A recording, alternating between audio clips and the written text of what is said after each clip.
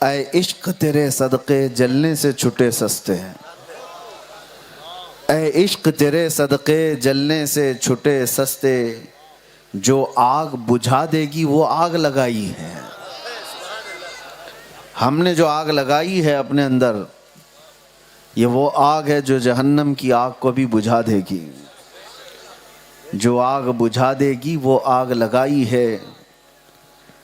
پھر کے گلی گلی تباہ ٹھوکریں سب کی کھائی کیوں، دل کو جو عقل دے خدا تیری گلی سے جائے کیوں۔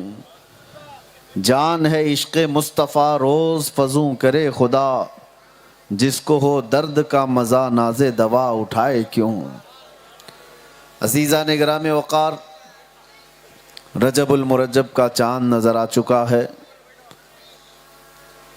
اور آج آپ کے علاقے کا مجھے علم نہیں، لیکن ممبئی اور اطراف میں رجب کی پہلی شب ہے۔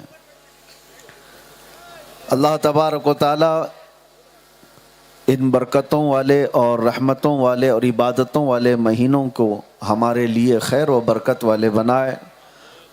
اللہم بارک لنا فی رجب و شعبان و بلغنا رمضان۔ اللہ کے نبی صلی اللہ علیہ وسلم رجب شروع ہوتے ہی یہ دعا فرماتے کہ اللہ رجب میں اور شعبان میں ہمیں برکت عطا کر اور ہماری زندگی کو رمضان تک پہنچا دے۔ اب جب رجب دیکھ لیا ہے تو رمضان تک جینے کی تمنا کرنی چاہیے کہ اللہ تعالیٰ اس سال کا رمضان بھی ہمیں عطا فرمائے۔ مزید دعا یہ بھی کرو کہ اللہ اس سال کا رمضان مدینے میں دکھائے۔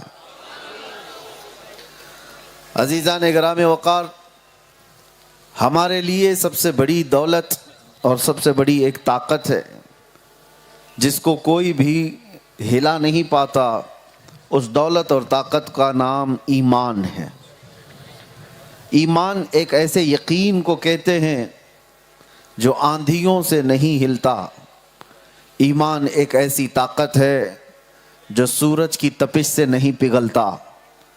ایمان اس عظیم جوہر کو کہتے ہیں جو بڑی سخت ہواؤں سے نہیں اڑ جاتا، بلکہ یہ ایمان جس کے پاس ہوتا ہے وہ آندھیوں کا رخ بھی موڑ دیتا ہے، وہ پہاڑوں کے سینے چیر دیتا ہے، سمندروں کو راستے بنا لیتا ہے، دنیا کی تمام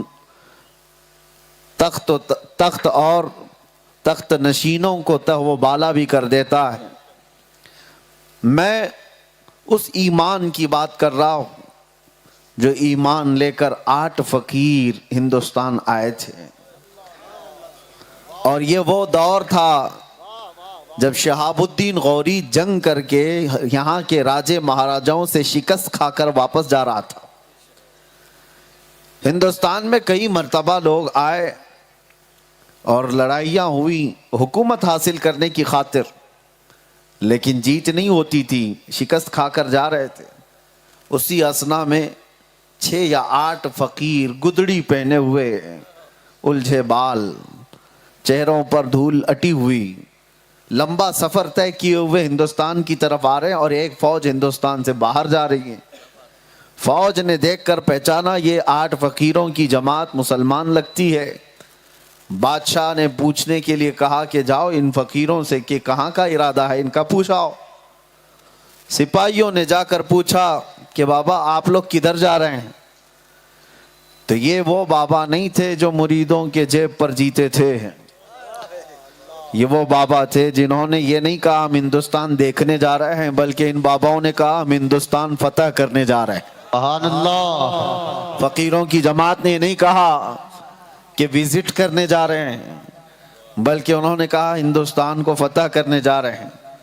سپاہیوں نے جب بادشاہ کے سامنے بات کہی تو ٹھٹا مار کر کے ہنسا گیا، اور سپاہیوں نے ان فقیروں سے کہا دیکھتے ہو کتنی بڑی فوج ہے ہمارے پاس، ہاتھی گھوڑے تلوار بھالے نیزے سب کچھ ہمارے پاس ہے، لیکن یہاں کے راجے مہاراجاؤں سے ہم شکست کھا کر واپس جا رہے ہیں، ہم ٹوٹ کر کے واپس نکل رہے ہیں، اور تمہارے پاس ہے کیا؟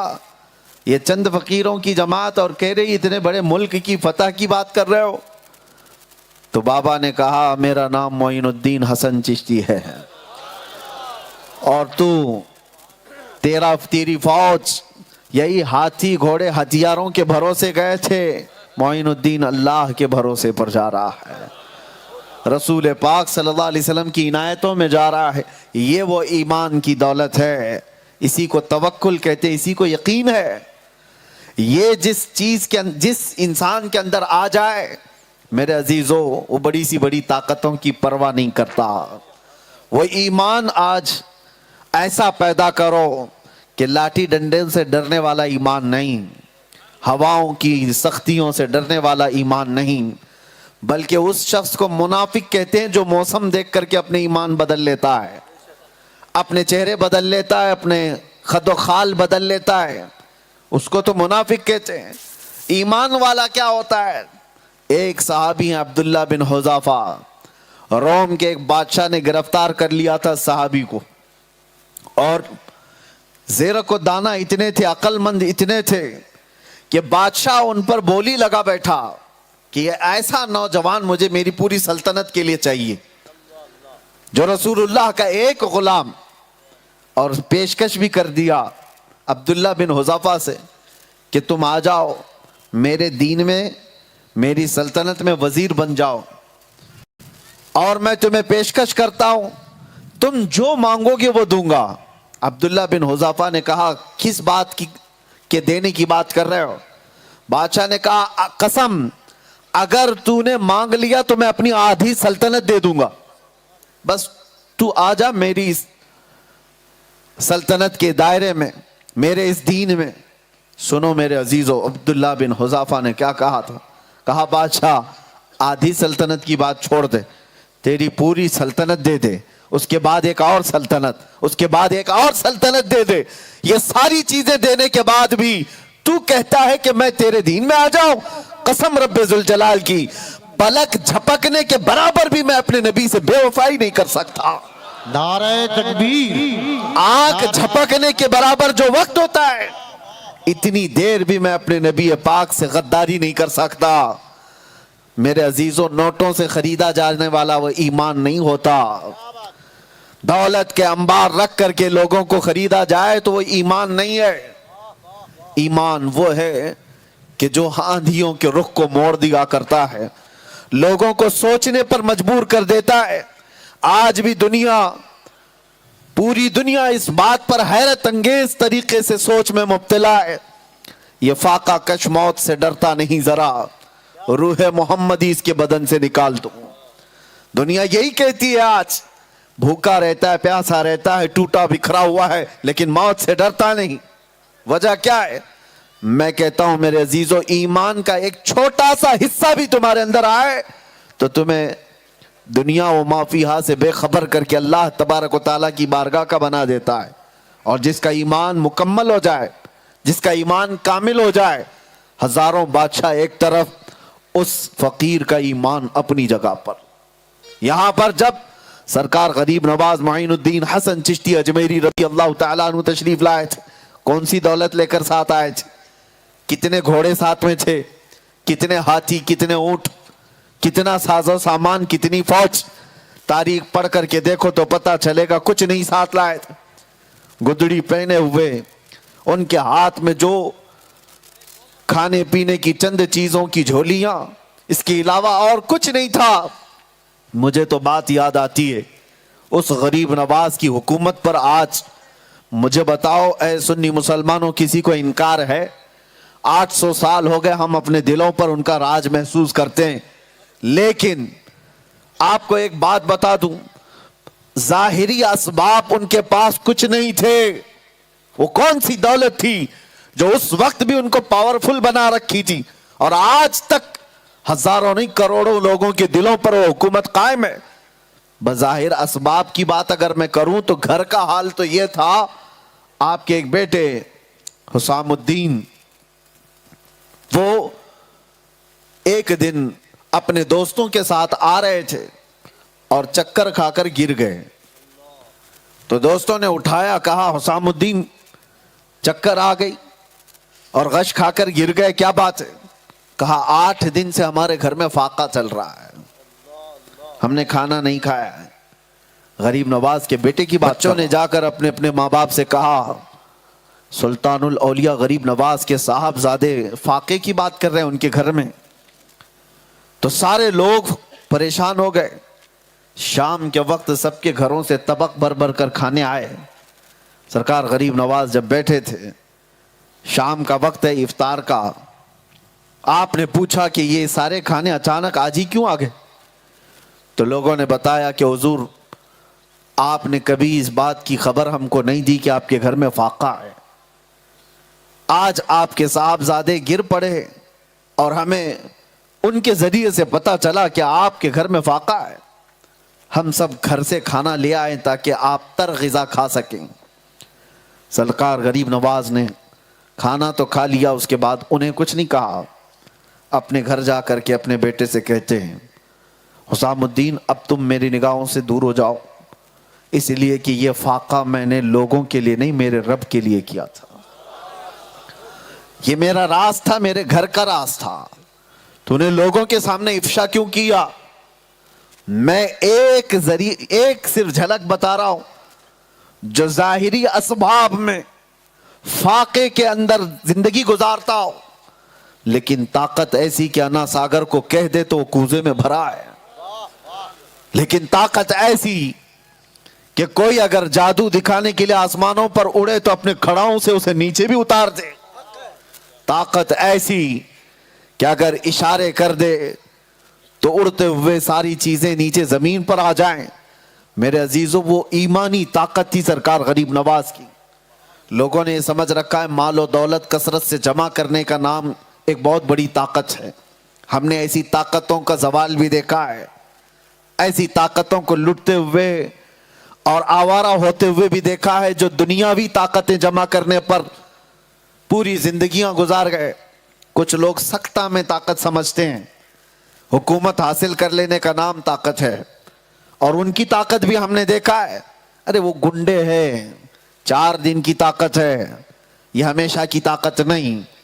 پاور ہاتھ میں آ جانے کے بعد اگر غریبوں کے سروں پر کرسیاں بچھانے کا نام طاقت سمجھتے ہو تو یہ گنڈا گردی ہے اور چند دنوں کی ہے.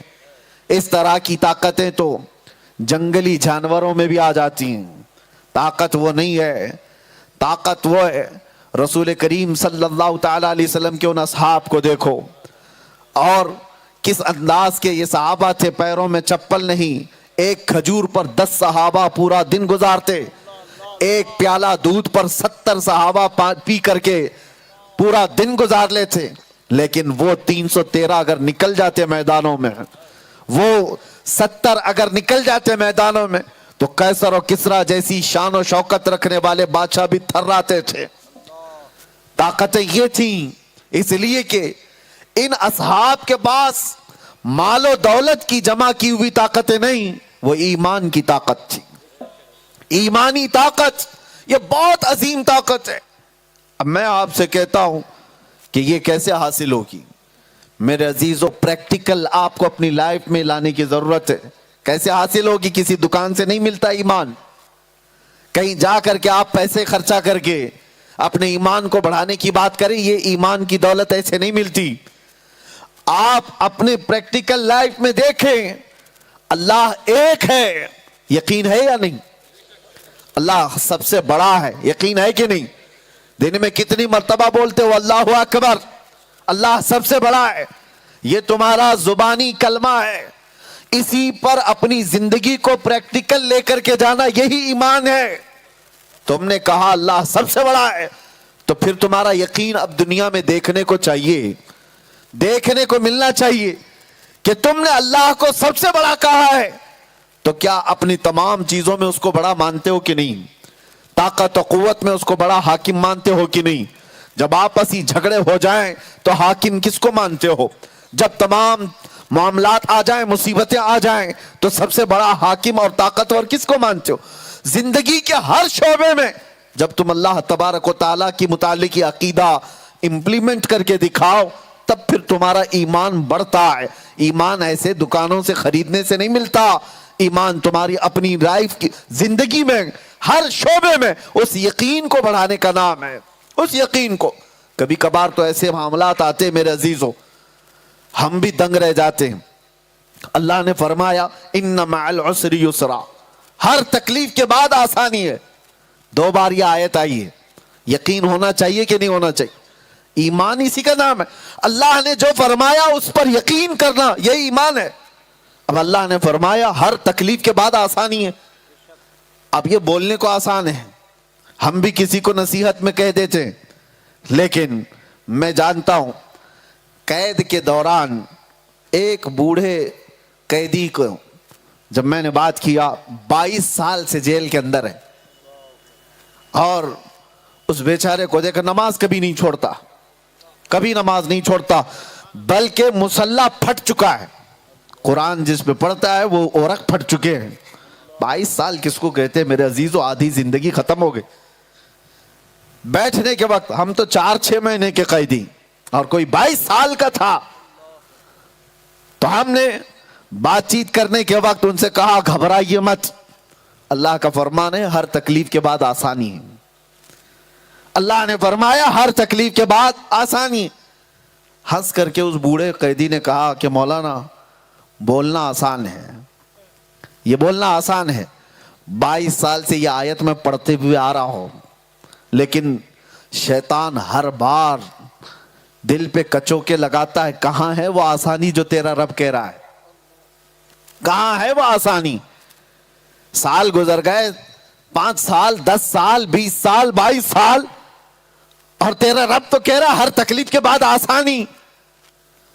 اس قیدی کی بات میرے دل پر لگی، ہم کس کو نصیحت کر رہے تھے اور یہ ہم کو نصیحت کر رہا، اور اس نے کہا کہ مولانا میں جانتا ہوں آپ میری بات سے پریشان نہ ہوں، میں نے صرف اس لیے کہا کہ کچھ باتیں ایسی ہیں جو بولنے میں بڑی آسان ہیں، اور اس پر عمل کر لے جانا یہ ایمان کا بہت بڑا حصہ ہے۔ میں تو صرف اس بات پر زندگی گزارتا ہوں، میرا رب کا فرمان آج بھی سچا ہے، 22 سال کیا 72 سال بھی وہ اندر رکھے تو یقین ہے اس کے بعد آسانی آئے گی۔ اس نے جب فرمایا تو آسانی آئے گی، یہ یقین کے ساتھ جیتا ہوں۔ یہ اور بات ہے کسی کو 1 دن کے بعد آسانی مل جائے، کسی کو 1 مہینے کے بعد مل جائے، کسی کو سال بھر بعد مل جائے، وہ ارحم الراحمین ہے۔ اگر ہم طے کریں کہ آسانی کل ہونا چاہیے تو کیا ہم خدا کے برابر ہیں؟ ہم نہیں طے کر سکتے۔ اس آیت پر یقین رکھنے والے ایسے قیدی کو بھی میں نے دیکھا۔ میرے عزیزو، ایمان ایسی پریکٹیکل لائف میں آتا ہے، زندگی گزرنے کے وقت جو معاملات تمہارے بیچ آتے ہیں اس پر یقین کرنے کا نام ایمان ہے۔ ہم تو دیکھتے کتنے تو ایسے ہیں جائیداد کے معاملات پر لڑ بھڑ کر کے آئے ہیں، کچھ بھائی بہنوں کا حق مار کر کے بیٹھے ہیں، کچھ بہنیں بھائیوں کو وراثت سے بے دستبردار کر کے بیٹھی ہوئی ہیں، بے دخل کر کے بیٹھی ہوئی ہیں۔ بہت سارے ایسے لوگ ہیں جنہوں نے اپنے وارثین کا حق مار دیا، اور جب یہ معاملات مفتی شرع کے پاس پہنچتے ہیں، مفتی شرع بتائے تمہیں کہ تمہارا اتنا حق ہے، تمہاری بہنوں کا اتنا حق ہے، یہ اللہ نے قرآن میں فرمایا، پورا صفحہ موجود ہے، یوصیکم اللہ فی اولادکم للذکر مثل حظ الانثیین، وراثت کے پورے احکام اللہ نے بیان کر دیے۔ ماں کا کتنا حق ہے، باپ کا کتنا حق ہے، بیٹیوں کا کتنا ہے، بھائیوں کا کتنا ہے، بہنوں کا کتنا ہے، کتنے قسم کے بھائی ہیں، وہ سب چیزیں بیان ہو گئیں قرآن پاک میں۔ اب ہم سامنے رکھ دیں یہ جھگڑالو لوگوں کے کہ تمہارا اتنا حق ہے، تمہارا اتنا حق ہے، وہ لپیٹ کر کے نکل جاتے ہیں، دیکھا جائے گا، کورٹ سے جو ہوگا ہم دیکھ لیں گے۔ مولانا کی بات ہم کو سمجھ میں نہیں آتی، ہم کورٹ سے دیکھ لیں گے۔ کورٹ سے بھی 5 سال 10 سال، کچھ تو 35 سال لڑائی کرتے ہیں مال و اسباب کے لیے۔ میرے عزیزو، ایمان تو یہ تھا کہ ایک بالش کا 1 انچ بھی جگہ تمہارے حق میں زیادہ آ گئی اور اللہ کا فرمان آ گیا، اللہ نے فرما دیا کہ یہ تیرا نہیں ہے، اسے چھوڑ دینے کا نام ایمان ہے۔ وہاں اپنی مرضی نہیں، اپنی طبیعت کا دخل نہیں، تمہاری لالچ تو یہ کہے گی کہ سب میں ہی ہڑپ لوں، اس کا بھی میں ہی لے لوں، اس کا بھی میں ہی لے لوں۔ اپنے نفس پر کنٹرول کر کے اللہ کے حکم کو غالب کرنا، یہ ایمان ہے۔ اور لوگ پریکٹیکل ایمان میں ہے نہیں، ایمان کی بات کرتے ہیں۔ میں کہا ہے اللہ نے، قالت الاعراب آمنا ولكن قولوا اسلمنا، بہت سارے عربی دیہاتی کہتے ہیں کہ ہم ایمان لائے، نہیں بلکہ یوں کہو کہ اسلام لائے۔ ایمان الگ ہے، اسلام الگ ہے۔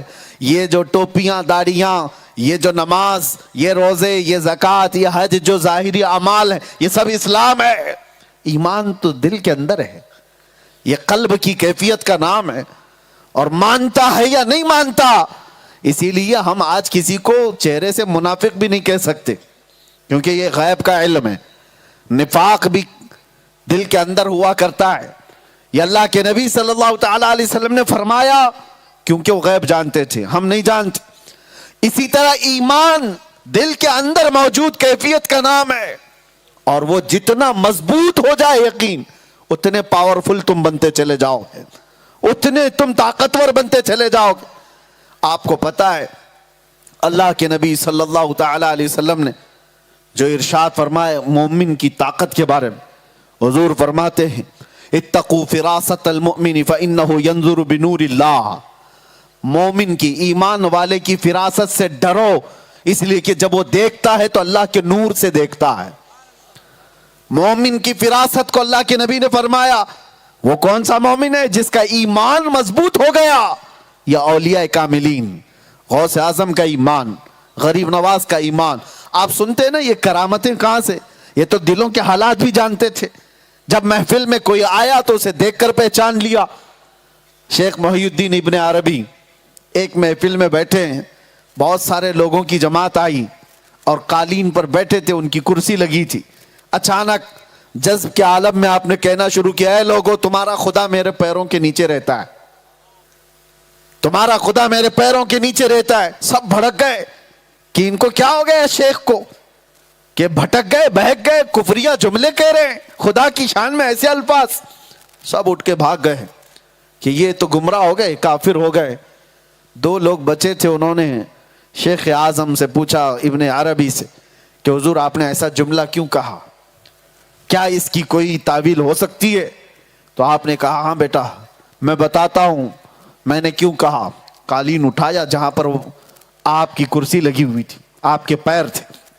قالین اٹھانے کے بعد دیکھا سونے کے چاندی کے سکے موجود تھے۔ کہا میں نے اسی لیے کہا کہ وہ اس کو خدا مانتے، یہ دولت کے پجاری تھے جتنے آئے ہوئے تھے، یہ وہ اس کی عبادت کرتے تھے، اس لیے میں نے کہا تم جس کی عبادت کرتے ہو میرے پیروں کے نیچے رہتا ہے، تم جس کو خدا سمجھتے ہو۔ میں نے اللہ کا لفظ نہیں استعمال کیا، اللہ کا لفظ استعمال نہیں کیا، کہا تم جس کی عبادت کرتے ہو، تم جسے خدا سمجھتے ہو، وہ میرے پیروں کے نیچے۔ یہ شیخ اعظم محی الدین ابن عربی نے کہاں سے کہا، آنے والوں کے دلوں کو کیسے پڑھا، ان کے احوال کیسے پتا چلے۔ اسی طرح غوث اعظم سیدنا شیخ عبد القادر جیلانی رضی اللہ تعالیٰ عنہ کے پاس 40 علماء کی ایک جماعت آئی تھی، اور سب نے اپنا اپنا ایک سوال رکھ لیا تھا کہ غوث اعظم بہت بڑے عالم کہلاتے ہیں، اور ان کے درس کے بہت سارے معاملات پورے بغداد میں پھیلے ہوئے ہیں، چلو ان سے جا کر ہم بھی کچھ سوالات کریں گے۔ اور 40 علماء کی جماعت آئی اور وہ سوالات لے کر بیٹھے ہوئے تھے۔ اس دن غوث اعظم عبد القادر جیلانی رضی اللہ تعالیٰ عنہ قرآن کی ایک آیت کی تفسیر کرتے کرتے 40 تفسیروں سے بھی آگے نکل گئے۔ جتنے بیٹھے تھے 40 تفسیروں تک تو سب کو پتا تھا، اس کے بعد سب آپس میں ایک دوسرے کا منہ دیکھنے لگ گئے، کیا کہہ رہے ہیں، کیا بیان کر رہے ہیں۔ میرے عزیزو یہ مثالیں اس لیے دے رہا ہوں کہ وہ آئی ہوئی جماعت نہ انہوں نے سوال کیا نہ انہوں نے کچھ پوچھا، صرف محفل میں بیٹھے اور ان کے دلوں کے حالات پڑھ کر غوث اعظم بیان کرنے لگے۔ یہ ابن عربی کا واقعہ، یہ شیخ سرکار غوث پاک کا واقعہ میں اس لیے بتا رہا ہوں کہ یہ اولیاء کے پاس کوئی زیراکس مشین الگ سے تھی جو دلوں کو پڑھ لیتی تھی؟ کیا ان کے پاس کوئی الگ سے ایسا آلہ تھا جو دلوں میں گزرنے والے حالات کو جذب کر کے معلوم کر لیتے تھے؟ میرے عزیزو وہی طاقت ہے ایمان کی، جب ایمان بڑھ جاتا ہے تو وہ اللہ کے نور سے دیکھنے لگتا ہے، اللہ کے نور سے دیکھتا ہے۔ ایمان کی طاقت اگر کمزور ہو جائے تو میرے عزیزو وہ حالات بنتے ہیں جو آج ہمارے بنے۔ ایمان کی طاقت کمزور ہو جائے تو وہ حالات بنتے ہیں جو آج کے حالات بنے ہوئے ہیں۔ ہم اسی طرح ان حالات کے شکار نہیں ہوئے جو حالات آج ہمارے ہیں، یہ ایمان کی کمزوری کی وجہ سے۔ آج سیدنا رابعہ بصری رضی اللہ تعالیٰ عنہ کی بارگاہ میں ایک بزرگ آئے، انہوں نے کہا کہ مائی آپ دعا کر دیں اللہ مجھ سے راضی ہو جائے۔ سنیے بہت بڑی بات، جو بزرگ آئے تھے وہ بھی پائے کہ بزرگ ہیں، تو رابعہ بصریہ نے کہا اتنی بڑی دعا کر دوں تیرے لیے، اتنی بڑی دعا۔ سوچیے آپ دعا کرتے ہیں کہ نہیں اللہ ہم سے راضی، لیکن ایک ولیہ کی بارگاہ میں ایک بڑے بزرگ آ کر کہتے ہیں کہ آپ کر دیں اللہ ہم سے راضی ہو جائے، آپ کہتی ہے بہت بڑی دعا کی بات کر رہا ہے تو، اس سے پہلے یہ بتا کیا تو بھی اللہ سے راضی ہے؟ کیا تو بھی اللہ سے راضی ہے؟ تو اس بزرگ نے کہا مائی آپ کیسی بات کر رہی ہیں، کیا بندہ کوئی ایسا بھی ہے جو اللہ سے ناراض ہوتا ہو؟ ہمارا حق کہاں ہے کہ ہم اللہ سے ناراض ہوں؟ ہم تو راضی ہی ہیں۔ آپ نے کہا نہیں غلط ہے، بہت سارے بندے ایسے ہیں جو اللہ سے ناراض رہتے ہیں، وہ راضی نہیں ہیں، وہ راضی نہیں رہتے۔ پہلے تم راضی ہو جاؤ اللہ سے، اللہ تو ویسے راضی ہو جائے تم سے، تم راضی ہو اللہ سے۔ پوچھا انہوں نے کہ اللہ سے ناراض بندے کیسے ہوتے ہیں؟ کہا وہی تو اچانک ابھی بارش آئی تو کیا کہنے لگتے ہیں یہ کیسے بے موسم کی بارش آ گئی، ہائے ہائے یہ گرمی کیسی، یعنی نہ تم اس کی گرمی سے راضی ہو نہ اس کی بارش سے راضی ہو، پھر کہتے ہو اللہ ہم سے راضی ہو جائے۔ مصیبت آئے تو ہائے ہائے ہزاروں کو سنا دیا اپنی مصیبتیں کہ میرے گھر میں یہ ہو گیا، مجھے یہ تکلیف۔ اگر تم اس کی دی ہوئی مصیبتوں پر راضی ہو، اس کی شکایتیں بندوں سے کیوں کرتے ہو؟ تم راضی نہیں ہو۔ راضی جب ہوتا ہے بندہ تو کیسا ہوتا ہے؟ اللہ اکبر، رب تبارک و تعالیٰ سے راضی رہنے والا بندہ وہ ہے جیسے سیدنا ایوب علیہ السلام۔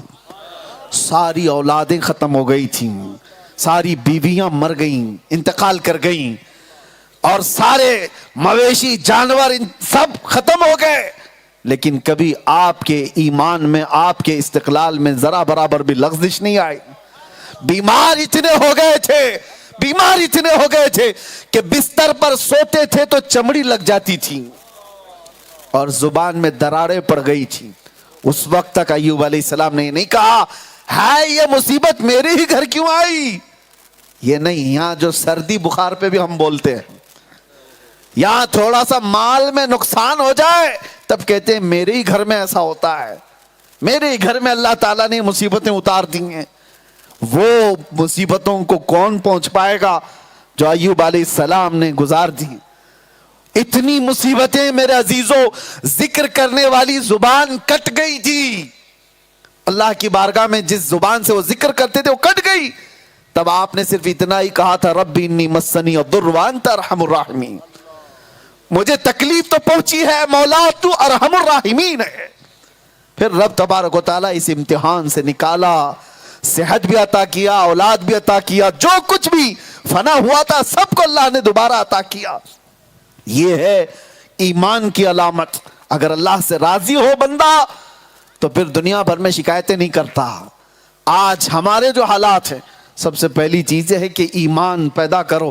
اللہ سے راضی رہنے والا بندہ اس کے احکامات میں خلاف ورزی نہیں کرتا، اس کی حکم عدولی نہیں کرتا، کبھی یہ نہیں پوچھتا۔ اب سوچئے ایک اور بات میں بتا رہا ہوں، موسیٰ علیہ السلام کے زمانے میں سنا ہے کہ ایک خاتون کو بچے نہیں تھے، اولاد نہیں تھی، وہ گئی اور دعا کے لیے کہتی ہے، آپ نے لوح محفوظ میں دیکھا اور کہا اس کی اولاد نہیں ہے، قسمت میں اولاد لکھی نہیں ہے۔ وہ روتی ہوئی جا رہی تھی، کسی ایک درویش کے پاس سے گزر ہوا تو اس نے کہا کہ دعا کرتا ہوں اللہ تعالیٰ تجھے دے دے۔ میں اس واقعے کی صحت پر کلام نہیں کر رہا، لیکن جن بزرگوں نے اس کو بیان کیا میں آپ سے عرض کرتا ہوں، اس ایک درویش کی دعا پر اللہ تبارک و تعالیٰ نے اس کو اولاد دیا، وہ خاتون۔ بعد میں موسیٰ علیہ السلام نے رب تعالیٰ سے پوچھا کہ اے اللہ اس خاتون کی قسمت نہیں تھی، اسے کیسے ملی؟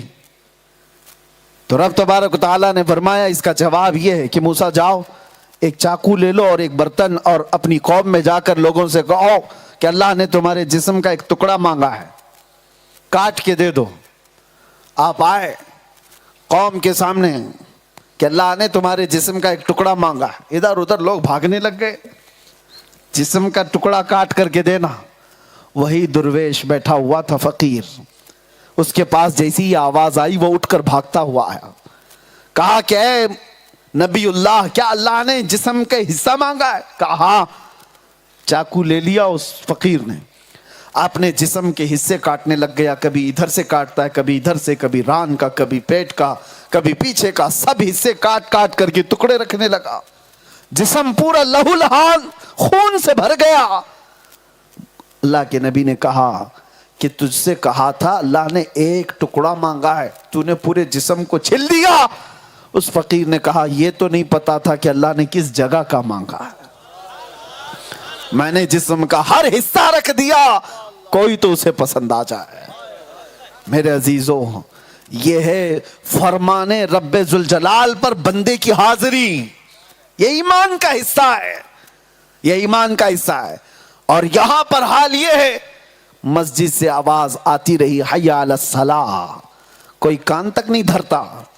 یہی اگر باہر کوئی اعلان کر دے کہ آ جاؤ 1-1 لاکھ کا ٹوکن لے لو، پھر لائن لگ جائے۔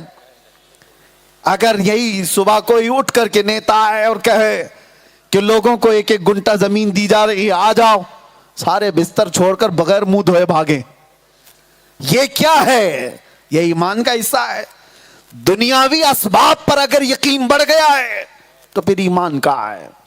وہ ایمان ہے کہ حضرت انس رضی اللہ تعالیٰ عنہ فرماتے ہیں مدینے میں ابھی شراب حرام نہیں ہوئی تھی، سٹیپ بائی سٹیپ دھیرے دھیرے شراب حرام ہوئی۔ ایک شام ایسی کہ حضرت انس کہتے ہیں میں شراب کے پیالے بھر بھر کر کے لوگوں کو دیتا تھا، جو قہوہ خانے ہوتے تھے جہاں لوگ بیٹھ کر کے شراب پیتے تھے، تو اچانک مدینے کی گلیوں میں آواز آئی یا ایھا المسلمون قال رسول اللہ صلی اللہ علیہ وسلم حرمت الخمر، اے ایمان والو، مسلمانوں، اللہ کے نبی کا فرمان آ گیا کہ آج سے شراب حرام ہو گئی۔ کوئی اعلان کر رہا تھا، یا اعلان کی آواز جیسی ہی کانوں پر پڑی، حضرت انس کہتے میرے ہاتھ سے شراب کا پیالہ چھوٹ گیا، میں نیچے پٹک دیا، اور صرف ان کی بات نہیں، جتنے بیٹھے تھے کوئی لبوں سے قریب لگایا ہوا تو وہیں سے پھینک دیا، جس کے ہاتھ میں جہاں جہاں تھی سبوں نے پھینک دیا۔ یہ عرب کے وہ لوگ جو 50 سال 60 سال پرانی شراب پینے کے عادی تھے، یہ 40 سال 50 سال تک شراب کو جمع کر کے رکھتے پھر پیتے تھے، نشہ زیادہ کرنے کی عادت انہیں تھی۔ وہ حضرت انس کہتے ہیں ایک شام ایسی آئی کہ لوگوں نے اپنے ہاتھوں کے پیالے ہی نہیں پٹکے تھے، بلکہ ہر گھر میں جہاں جہاں شراب تھی سبوں نے مٹکے توڑ دیے۔ ایک رات مدینے کی ایسی تھی، ساری نالیاں اور سارے گٹر صرف شراب سے بہ رہے تھے۔ ایک فرمان آیا تھا، ایک فرمان۔ میں کہتا ہوں میرے عزیزو، یہ واقعہ میں نے کیوں کہا، حضرت انس کا یہ بیان سن کر کے میں یہ سوچتا ہوں، ارے وہ صحابہ یہ بھی تو کہتے ارے ابھی تو یہ اعلان کر رہا ہے، ہم جا کے رسول اللہ سے پوچھ لیں گے صحیح میں ہے بھی کہ نہیں، پکا اعلان ہوا بھی ہے کہ نہیں، یا پھر آج اعلان ہوا ہے کل سے نافذ ہوگا؟ نہیں، صرف رسول اللہ کی طرف سے یہ بات آئی کہ حرام ہو گئی، سبوں نے پیالے پٹک دیے۔ یہ ایمان، برسوں پرانی اپنی عادت کو ٹھوکر مار دینا فرمان رسول کے آگے، یہ ہے ایمان۔ اگر یہ ایمان نہیں آیا ہے تو صرف نعروں سے اور صرف دعووں سے کوئی طاقت نہیں آتی۔ ہم ہزاروں نہیں کروڑوں کی تعداد میں ہیں آج۔ یہی تو میرے آقا صلی اللہ علیہ وسلم نے فرمایا یوشک ان تداعی علیکم الامم کما تداعی الاکلۃ الی قصعتها، ایک زمانہ تم پر ایسا بھی آئے گا کہ پوری قومیں تم پر جھپٹ پڑیں گی، ایسے جیسے بھوکا برتن پہ جھپٹتا ہے۔ صحابہ نے پوچھا تھا نحن یومئذ من قلۃ یا رسول اللہ، اے اللہ کے نبی کیا اس زمانے میں ہماری تعداد تھوڑی سی ہوگی، ہم چھوٹے ہوں گے، کم ہوں گے، اس لیے ہم پر سب جھپٹیں گے؟ حضور نے فرمایا ولکنکم کثیرون، نہیں بلکہ تمہاری تعداد بہت زیادہ ہوگی۔ غثاءً كغثاء السیل، لیکن تمہاری حیثیت سمندر کے جھاگ کی طرح ہوگی. پیوریٹی نہیں ہے، ایمان کی قوت نہیں ہے. ہواؤں میں اڑ جانے والا ایمان جس کا ہو اس کی تعداد سے کچھ نہیں ہوتا.